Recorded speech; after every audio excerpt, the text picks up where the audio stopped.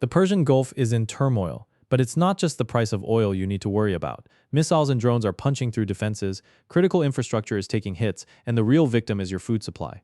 What's happening right now in the Middle East is about to trigger a global agricultural crisis. Today, we're looking at a massive, under-the-radar consequence of the escalating conflict in the Persian Gulf.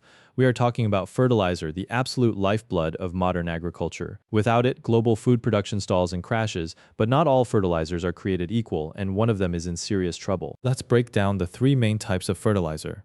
First, we have potash, a potassium-based fertilizer. Thankfully, the vast majority of this comes from places far away from the conflict, like Saskatchewan in Canada, Belarus, and Russia. So, potash is safe. Next is phosphate. The big players here are Morocco, Peru, and Florida in the US. Saudi Arabia produces a tiny, single-digit percentage of the global supply. Even if their production is impacted, the global market for phosphate remains pretty secure. But here's where the real nightmare begins: nitrogen-based fertilizers. Nitrogen fertilizer is essentially derived from oil and natural gas, and the undisputed heavyweight champion of this is the Persian Gulf, specifically Qatar.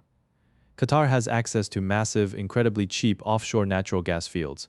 They use this gas to create ammonia and then convert that ammonia into urea, the primary physical form of nitrogen fertilizer used worldwide. Just one facility in Qatar is responsible for about 11% of global urea production. And collectively, the Persian Gulf is responsible for 30% to 35% of global ammonia production. With the current conflict and infrastructure hits, that massive output has essentially dropped to zero.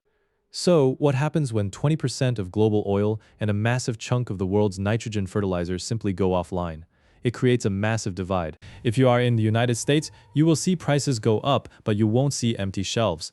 The US is a net oil exporter with an abundance of natural gas. It produces almost all the nitrogen it needs natively and can easily ramp up production.